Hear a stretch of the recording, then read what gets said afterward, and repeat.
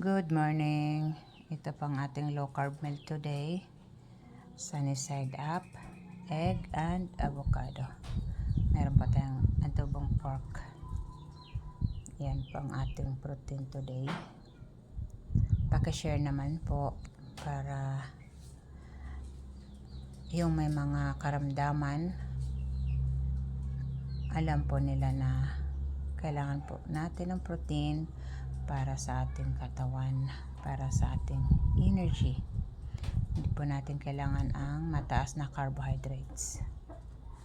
Yan po. Sa may mga inquiries, chat lang po kayo sa akin. Thank you so much. Stay low carb. Good morning ulit. Bye-bye. Ingat po lagi. Thank you for watching. Bye-bye.